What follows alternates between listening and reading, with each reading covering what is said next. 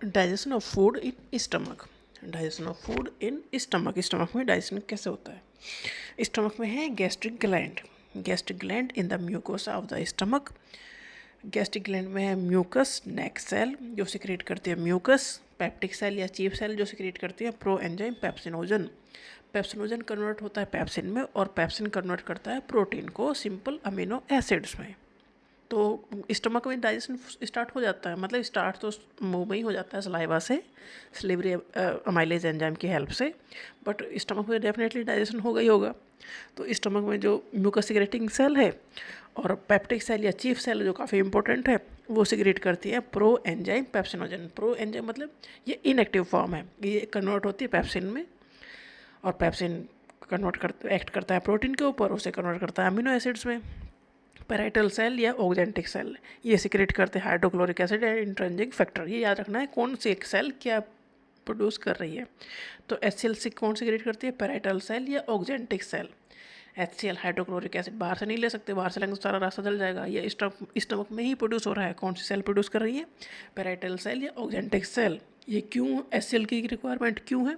क्योंकि acidic environment बनाना है inactive enzyme को एक्टिव करने के लिए और जो हार्मफुल चीज़ें आ गई हैं उन्हें ख़त्म करने के लिए।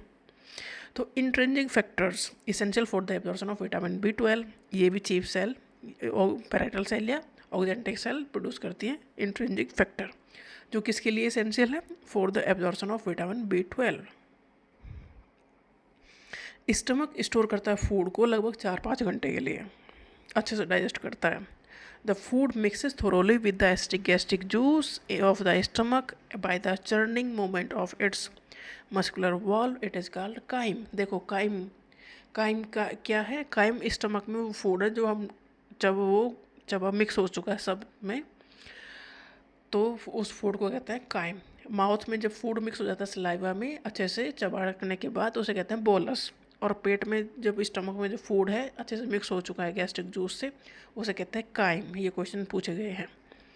The proenzyme pepsinogen on exposure to hydrochloric acid converted into active enzyme pepsin. Proenzyme मतलब इनएक्टिव फॉर्म है।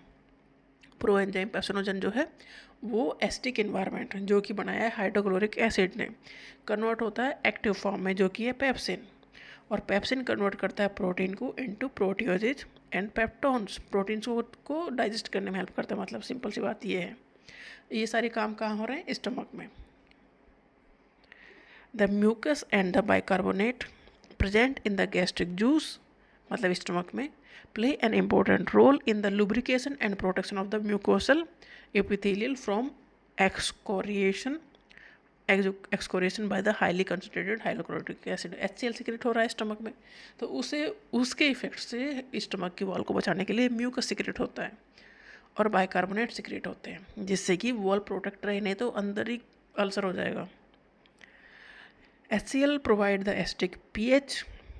स्ट्रॉन्ग एसिड है हाइड्रोक्लोरिक एसिड, तो ये एसिडिक इन्वायरमेंट बना देता है जिसकी वजह से पेप्सिन बनता है। इनएक्टिव जो पेप्सिनोजन है वो कन्वर्ट होता है पेप्सिन में। Rennin is a proteolytic enzyme found in the gastric juice of infant. Rennin जो है वो इन्फेंट में पाया जाता है, जो हेल्प करता है मिल्क प्रोटीन को डाइजेस्ट करने में। स्मॉल अमाउंट ऑफ लाइपेज और also secreted by the gastric gland. Fats, lipase क्या करता है? फैट को डाइजेस्ट करता है। Fats are broken down by the lipase with the help of bile into the di and monoglycerides। तो protein और fat का डाइजेशन के लिए इंपॉर्टेंट एंजाइम सिक्रेट होते हैं कहाँ? स्टमक में।